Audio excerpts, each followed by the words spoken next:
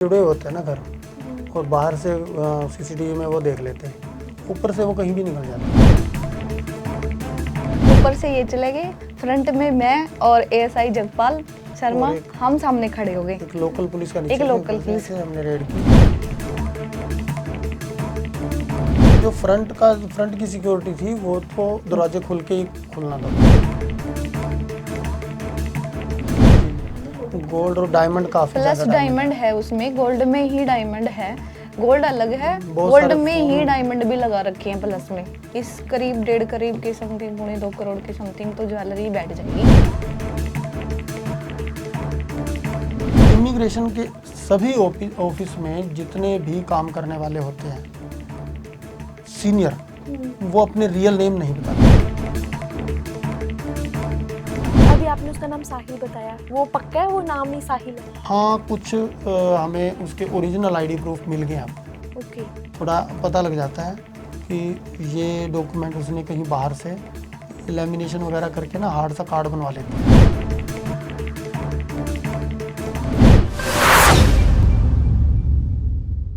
कहते हैं खाकी जो होती है वो सिर्फ एक वर्दी नहीं होती बल्कि जज्बा होती है, और पंचकुला पुलिस ने इसे साबित भी कर दिखाया है।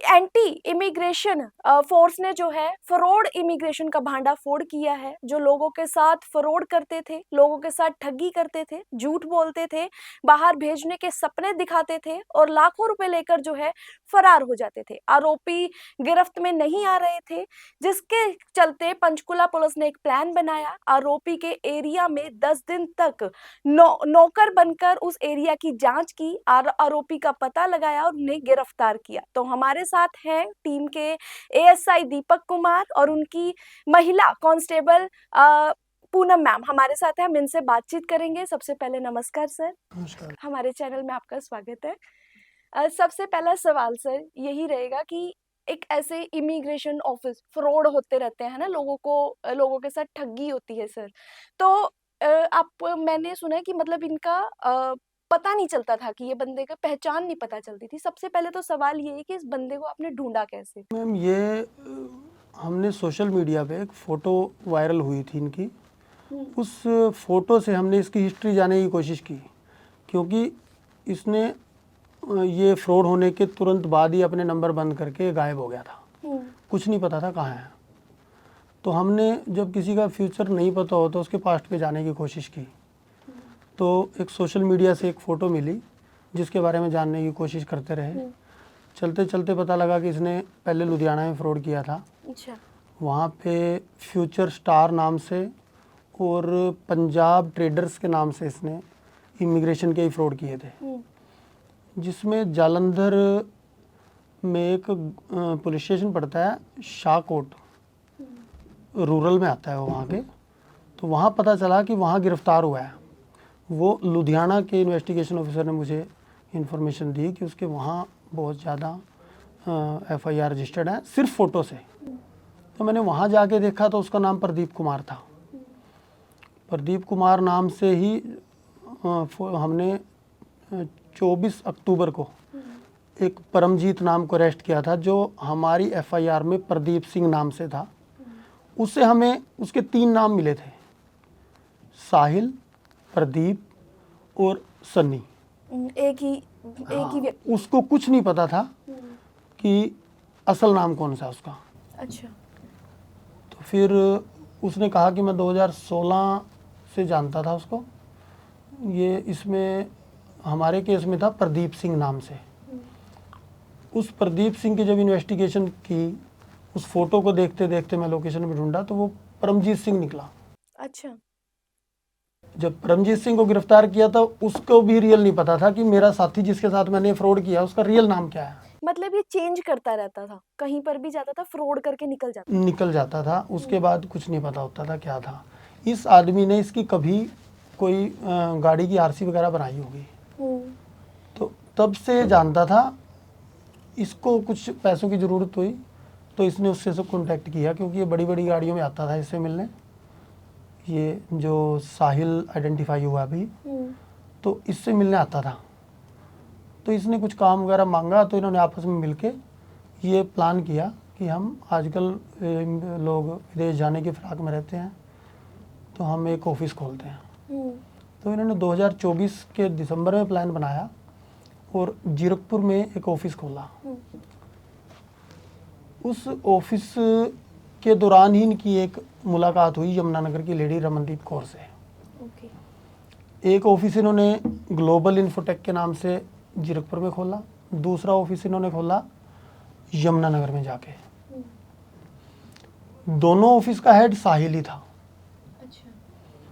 अब इन्होंने फर्जी आधार कार्ड पैन कार्ड बनाना सीखा था इसने यूट्यूब से, परमजीत सिंह ने।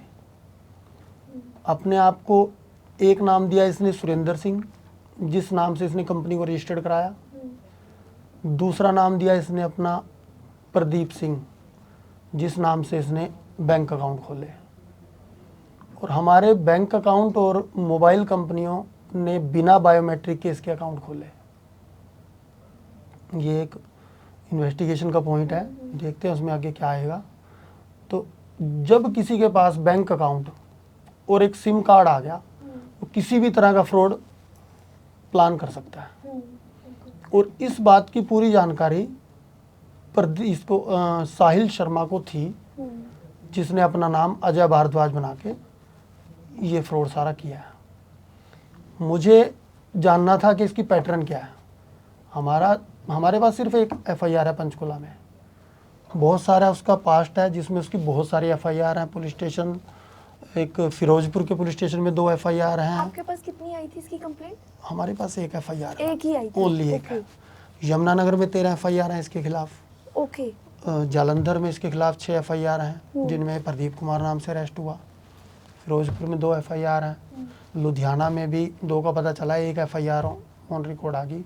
जीरकपुर में जहाँ पे ऑफिस खोला था वहाँ भी कुछ फ्रॉड किया इसने, वो एफआईआर आइडेंटिफाई नहीं हुई। तो सर इतनी एफआईआर, इतने मतलब केस दर्ज थे, तो बाकी पुलिस वाले भी सर्च कर रहे थे इनके बारे में? हाँ, जब ये जयपुर यहाँ से भागा, किसी पुलिस ने इनके पास रेड की थी, तभी ये सारा सामान बटोर के यहाँ से निकल गया था। ठीक है। तब इसने जयपुर में जाके अपना ठिकाना बनाया था।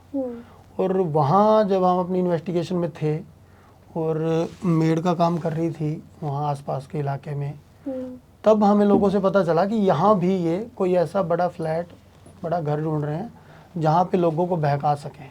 अच्छा, आपको ये सोशल मीडिया से नहीं आते थे। इनका पैटर्न था आदमी से आदमी की चेन बनाना। वहाँ से लोकल से किसी भी एक आदमी को पकड़ेंगे, वो वहाँ के लोकल आदमियों को इनके साथ जोड़ेगा। अच्छा।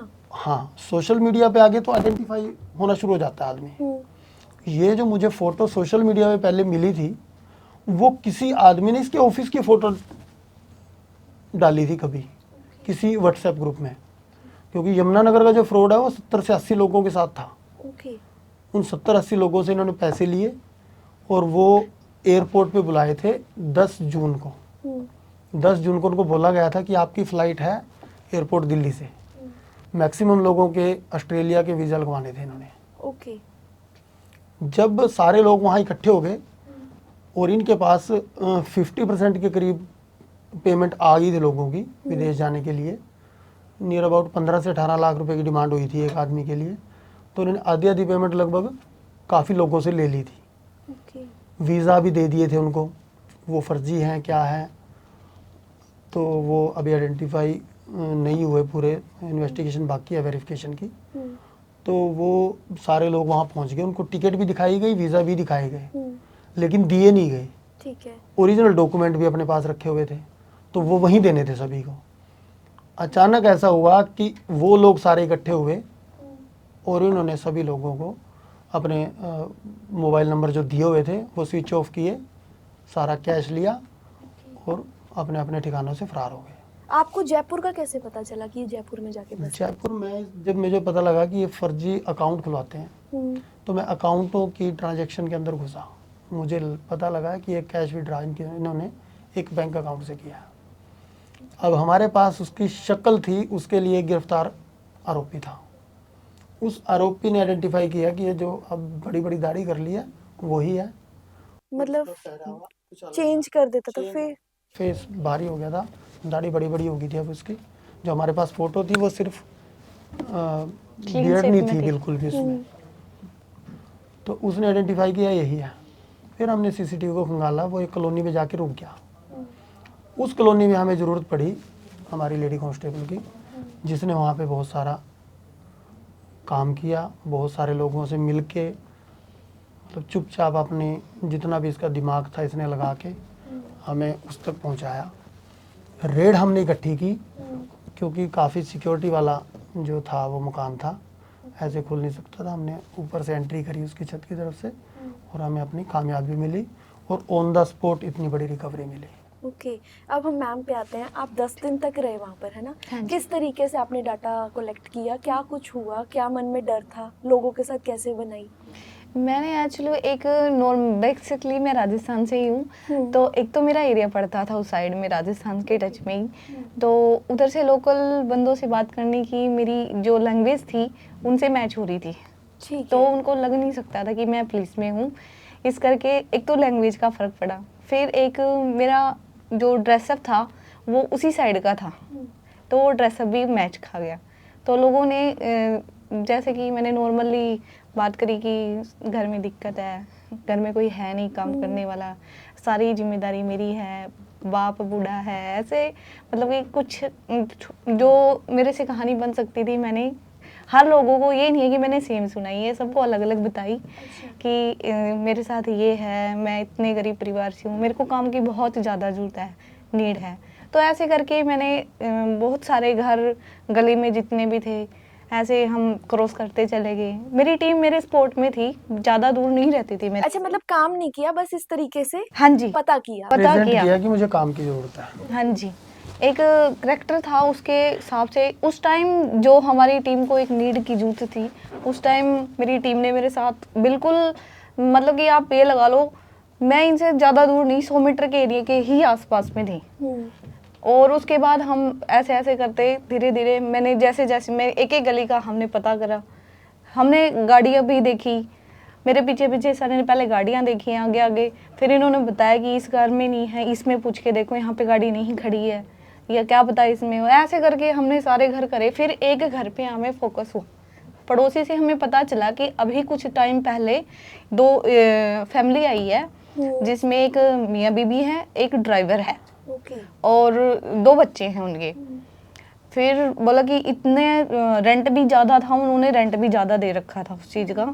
तो हमने डिस्कस थोड़ा करा ऐशो वहाँ आराम में पे, रहने वाले लोग थे, हमने मतलब डिस्कस करा। अच्छा खासा बच्चों को भी बहुत लग्जरी गिफ्ट देते थे। बहुत मतलब आलीशान घर था, बहुत ज़्यादा सीसीटीवी कैमरे थे प्रॉपर, और पूरा लॉकअप था, जो डिजिटल लॉकअप आते हैं वो सारे लॉकअप थे। फिर हमें मेरी टीम ने, मेरे सर ने मेरे को लीड किया कि भाई आपको भी इसमें जाना है। मैं गई, मैंने पता किया, इसकी वाइफ ने दरवाज़ा खोला कि मैंने कहा मैम नमस्ते, बोला नमस्ते भाई। मैं कहा मैडम मैं यहीं से लोकल से हूँ और मैंने यहाँ पड़ोस में पता करा कि आप लोग अभी आए हैं और मेरे को काम की ज़रूरत है, बहुत ज़्यादा ज़रूरत है। मतलब मैंने इतना ज़्यादा दिखाया कि हाँ मेरे को सीरियसली ही ज़रूरत है। ऐसे करके मैंने लगा दी होंगी 10 मिनट तो उससे बातें करते करते।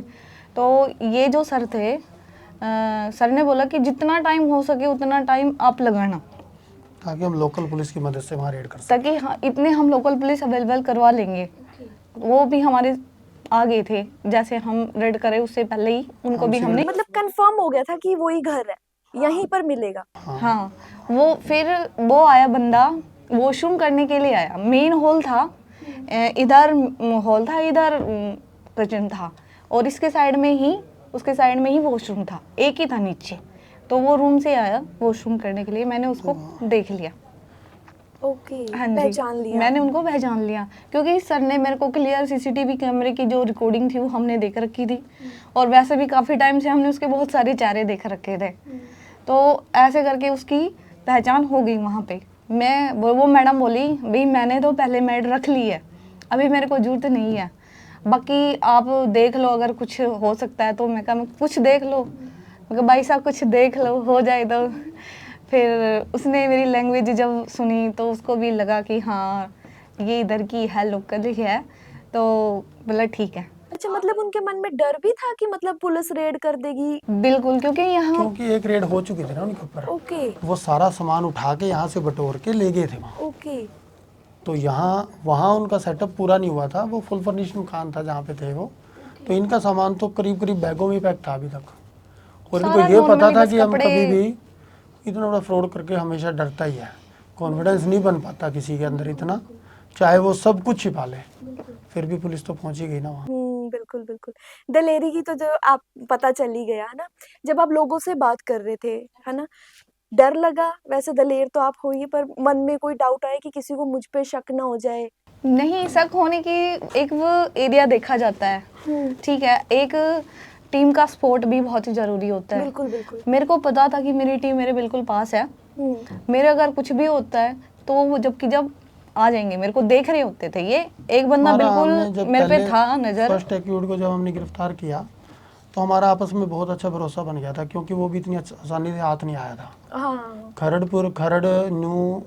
ये जो न्यू चंडीगढ़ का रोड है, ग्लोबल ये ऑन स्ट्रीट्स- हाईवे ही भाग लिया था। ग्लोबल तो स्ट्रीट्स इसको भी के पास- हमने उस टाइम इसके ऊपर बहुत भरोसा हो गया था। इसने बहुत देर तक हमारे साथ, ये भागी तो लोगों ने हमारा साथ दिया कि ये कहीं लड़की के साथ, क्योंकि सिविल में थे हम वहाँ भी, तो लोगों ने हमारा वहाँ साथ दिया और उसको पकड़वाने में कोशिश की। वहाँ हमें लगा कि टीम में एक लड़की का होना कितना ज़रूरी है, तो वही। लोगों ने साथ दिया।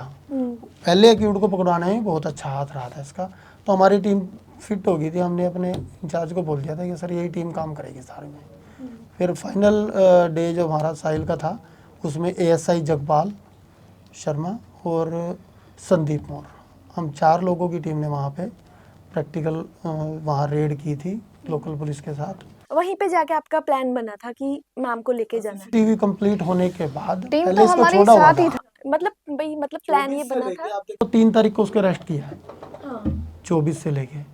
तो ये सारे दिन हमारे करीब करीब जयपुर के आसपास ही रहे हैं, ये तो वहीं रही है ज़्यादा। तो जो ये 10 दिन रहे, फैमिली वालों को पीछे से? फैमिली बहुत ज़्यादा एक्सपेक्ट नहीं करती है हमें कुछ ज़्यादा मिलेंगे, तो उनका ये होता है कि रात को आए सवेरे निकल गए, बस ये होता है। बस थोड़ा दूर होता है तो ये है थोड़ा और ज़्यादा अंडरस्टैंड कर लेते हैं फैमिली। आगे फिर मैम और क्या हुआ था जब वो वॉशरूम से आए, फिर उसको पहचान ली? हाँ जी, फिर बस पहचान इन्हें लिया, आइडेंटिफाई करना था। वो हो गया। फिर मैं बाहर आई, बाहर आके मेरी टीम बाहर थी थोड़ी दूर। 10-15 मिनट उससे बातें ही की आपने? हाँ, मैंने बातें की, बातें करने में वो उलझी रही। उसके मैंने देख लिया कि फैमिली में और कौन कौन है। एक ड्राइवर था जो ऊपर से नीचे आया खाना खाने के लिए, बोले भैया आप बैठो मैं बनाती हूँ खाना। फिर देख लिया मैंने उनके सारे बंदे का, और कोई था नहीं। 10-15 मिनट में जितने बंदे थे वो आ लिए थे करीब, वो थे जितने भी थे। फिर जैसे मैं बाहर आई, वो बोले ठीक है जी मैं देखती हूँ, अगर कुछ हो जाता है तो मैं कर दूंगी आपका, कोई नहीं आप मेरे को फिर मिल लेना। मैंने कहा जी ठीक है। मैं कह के ऐसे बाहर आ गई। बाहर एक घर छोड़ के मेरे सर खड़े थे, मैंने बता दिया कि हाँ कंफर्म वही है। तो 2 दीपक सर और संदीप सर गए, मतलब कि जिस घर के पास खड़े थे ये वहां से चढ़ के, ऊपर से चढ़ के गए छत क्योंकि से। ऐसा होता है जब जुड़े होते हैं ना घर, और बाहर से CCTV में वो देख लेते हैं, ऊपर से वो कहीं भी निकल जाते हैं फिर। हाँ, बिल्कुल। तो ये हमारे साथ हो जाता है, नीचे से जाएं तो ऊपर से। हम फिर दोनों साइड हमने आइडेंटिफाई कर ली, दोनों साइड से रेड की फिर। ऊपर से ये चले गए, फ्रंट में मैं और ASI जगपाल शर्मा और हम सामने खड़े हो गए। एक लोकल पुलिस का नीचे एक से, लोकल ऊपर से पुलिस ऐसे हमने रेड की। ले लिया। आपने ऊपर से रेड की? हाँ, ये लोग ऊपर से गए, इन्होंने दरवाजा तोड़ा और सिक्योरिटी कह रहे हो आप बहुत ज्यादा टाइट थी? वो उन्होंने की हुई थी? जो फ्रंट की सिक्योरिटी थी वो तो दरवाजे खुल के ही खुलना था, वो दरवाजा खुलवाना ही पड़ता, बहुत ज़्यादा मजबूत दरवाज़ा था। ऊपर वाला जो था वो एल्युमिनियम से टाइप का था, थोड़ा खींचने से वो निकल जाए, स्लाइडर डोर होते हैं ना जैसे। हाँ, तो वो वहाँ से हमने एंट्री की थी।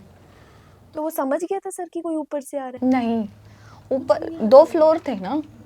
हाँ, तो वो नीचे मतलब थे कि सारे। 3rd पे था ना वो, तो 3 मंजिला मकान था काफी लंबा चौड़ा। तो फिर जब आप अंदर गए, फिर क्या कुछ आपको मिला? क्या रिएक्शन था उसका एकदम से पूरी उसके फैमिली? बाद तो सारी वीडियो फुटेज बन के जज साहब के पास चलेगी। आजकल ऑन द स्पॉट वीडियो बना के बिल्कुल, बिल्कुल। सब कुछ करना पड़ता है, तो वो तो सारी बरामदगी आज सबके सामने है। सर पैसा भी मतलब कैश भी 1,25,00,000 का तो सोना ही मिला उसके पास से। जी, गोल्ड और डायमंड काफ़ी प्लस ज़्यादा डायमंड है उसमें, गोल्ड में ही डायमंड है, गोल्ड अलग है, बहुत गोल्ड सारे में ही फोन डायमंड भी लगा रखे हैं प्लस में। इस करीब 1.5 के समथिंग, 2.25 करोड़ के समथिंग तो ज्वेलरी बैठ जाएगी। और 25 25.5 के समथिंग 25.5 लाख उससे कैश मिला, 1 लाख उसके जो पहले की उठ था, उससे टोटल रिकवरी 26.5 लाख की ये टोटल 3 लोग गिरफ्तार हुए हैं। हाँ, तीसरी को अभी लेके आए हैं कल ही। रमनदीप कौर जो यमुनानगर से थी, वो इनके अकाउंट ट्रांजैक्शन आपस में मैच कर रही थी। उस ऑफिस का पैसा यहाँ से वहाँ, और बाई नेम FIR रजिस्टर्ड थी रमनदीप कौर के, इसलिए उनको भी हमने अरेस्ट किया है। 10 दिन ये सर्चिंग में कितना टोटल एक ही ऐसी गिरोह को गिरफ्तार करने का टोटल टाइम? फर्स्ट डे हमें 12 अक्टूबर को हम शुरू किया था ये, जहाँ हमने अपना पेपर वर्क कंप्लीट कर लिया था। हम अब उसको अरेस्ट करने के लिए रेडी थे, तब हम फील्ड में निकले थे 12 अक्टूबर को। 24 अक्टूबर को पहला अरेस्ट, 3 नवंबर को दूसरा अरेस्ट, और कल 6 नवंबर को तीसरी को अरेस्ट किया। सर ऐसे तो इमिग्रेशन वाले बहुत ज़्यादा फ्रॉड करते हैं, और भी बहुत ऐसी वालों में लोगों को एक बात जरूर अपने मतलब अपनी तरफ से बताना चाहूँगा। इमिग्रेशन के सभी ऑफिस में जितने भी काम करने वाले होते हैं सीनियर, वो अपने रियल नेम नहीं बताते हैं। ओके। मैंने 90% ऑफिस में ऐसा देखा है कि उनका आधार कार्ड में नाम या उनके आइडेंटिटी प्रूफ में कोई नाम और होता है, और वो अपने को इंट्रोड्यूस करते हैं किसी और नाम से, रॉकी, विक्की, या ऐसा कोई सैंडी हो गया, या ऐसा नाम रखेंगे जो रियल नेम नहीं होता किसी। सर लोगों को भरोसा कैसे हो सकता है, क्योंकि अब तो फ्रॉड भी बहुत होने लग गए हैं। हम पब्लिक पे इन्होंने- ज्यादा विश्वास कर लेती है। भेड़चाल भेड़ चाल तो है ही है, पता नहीं क्या लोगों के बीच में है कि बच्चे आपस में ज़्यादा। मेरा दोस्त गया हुआ है, पापा के पास पैसे नहीं है, वो प्लॉट बेचता है अपना, कोई भी अपना प्रॉपर्टी सेल करेगा, पेमेंट फिर देगा, उसके बाद वो मतलब अपने दोस्तों से ज़्यादा कन्विंस होते हैं बच्चे, और माँ बाप को इस बारे में ज़्यादा नहीं पता होता। वो जैसे बच्चे बोलते हैं वैसे उनके पीछे लग जाते हैं। आजकल माँ बाप मेरे ख्याल से ज़्यादा सुन रहे हैं बच्चों की। हमारे टाइम में शायद हमें नहीं सुनने दिया जाता था, लेकिन अब ज़्यादा सुन रहे हैं माँ बाप बच्चे की, और बच्चे प्रेशर भी बनाते हैं। बाहर जाने का भी बहुत प्रेशर होने लग गया। हाँ, एक क्रेज सा बना लिया कि भाई हाँ बाहर ही जाना है, फॉरेन ही जाना है, यहाँ इंडिया में नहीं रहना, अपने यहाँ और उसके बाद फिर वापस भी आ जाना है, क्योंकि वहाँ पे नौकरियां तो मिलती नहीं है। नहीं मिलते। और कितना वहाँ पे ज्यादा इंसल्ट होता है, वहाँ पे जाते हैं तब इनकी पंजाब में कितना टॉर्चर काफ़ी- करते हैं इनको। अब तो सर काफ़ी हरियाणा ज़्यादा साइड भी होगी। बहुत ज़्यादा क्रेज़ था पहले पंजाब में, अब हरियाणा में इतना ज़्यादा आ गया। हरियाणा के अब कैसी वीडियो आ रही हैं, बच्चे भी अब 1-2 दिन पहले ऐसी जो डंकर होते हैं रास्ते के, बिल्कुल बिल्कुल हाँ। इतना ज़्यादा उनको टॉर्चर करते हैं। अब थोड़ा रुके हैं लोग जाने से, नहीं तो हर बच्चे के अंदर ये मन में आ रही थी कि हमें बाहर जाना है। बिल्कुल बिल्कुल। जो ये इन्वेस्टिगेशन आपने किया, ये रेड तो आपने बहुत की होगी, तो इस तरीके की इन्वेस्टिगेशन रेड आपकी पहली थी या इससे अक्सर आरोपी को गिरफ्तार करते समय रिकवरी नहीं होती। पहले? सबसे बड़ा तो हमारा ये रहा कि इनके पीछे पुलिस थी, ये अपना सारा सामान बटोर के आगे निकले थे, और हम लगातार इसका पीछा कर रहे थे। ओके। तो वहाँ मतलब हार जाता है बंदा इतने दिन लगातार चल के।